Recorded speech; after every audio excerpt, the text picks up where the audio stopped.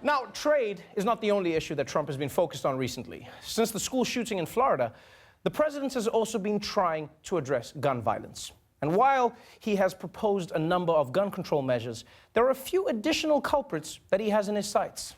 The video games, the movies, the internet stuff is so violent. I have a very young son who I look at some of the things he's watching and I say, how is that possible?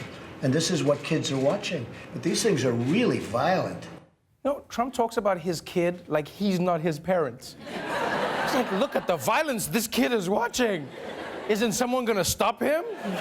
I mean, you know what this kid needs in his life? He needs a John Kelly. That's what he needs in his life. But you're his dad, Donald. Isn't it your fault? No, this kid started playing games under Obama. I inherited a mess, folks. The point is, Trump is not a big fan of video games, partly because the controllers are too big, and also because he believes they inspire real-world violence. So this afternoon, he summoned the heads of the video game industry and their critics to a roundtable discussion. And for a change, Trump decided to be camera shy, so there's no footage of this meeting, although we here at The Daily Show were able to get exclusive audio of what went down. Okay, let's get started. Wait.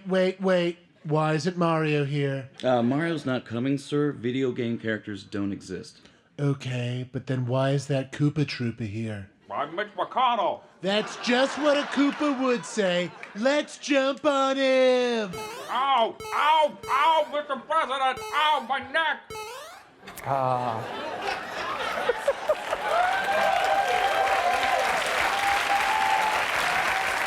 Now, Trump is hardly the first person to blame gun violence in part on video games. In fact, this has been an idea that's been around for decades now.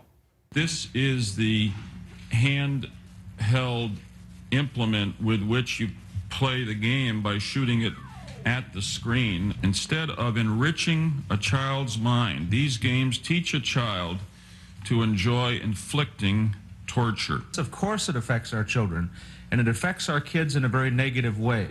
Yeah, you see, it turns out politicians have been warning about the dangers of violent video games way back when. I mean, like, this is back when games looked like this. Remember this? Yeah? To them, this was hyper-realistic violence. I mean, to me, it looks like you're pointing a dildo at a Nazi dance crew. I don't see the violence.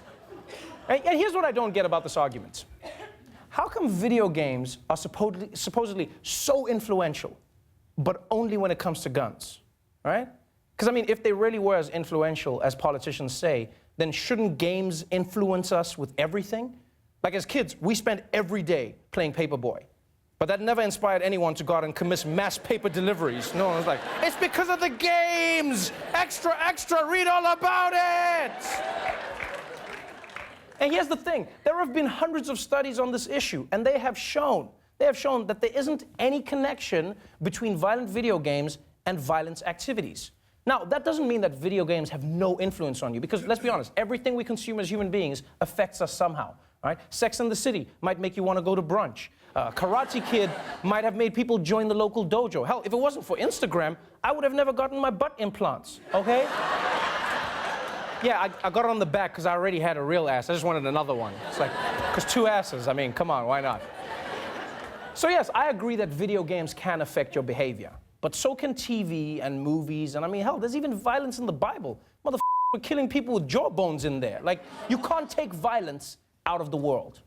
What you can do is limit the tools violent people have, right? Which is exactly what they've done in Japan. The Japanese play many of the same violent video games that we do.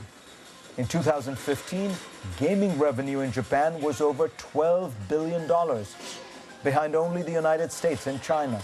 Japan has some of the strictest gun laws in the world. In 2015, this nation of 127 million counted only one gun murder. Wow. Only one gun murder. That is impressive. And I'm sorry, but if you're the only gun death in a country of 120 million people, you probably deserve it. I'm just saying.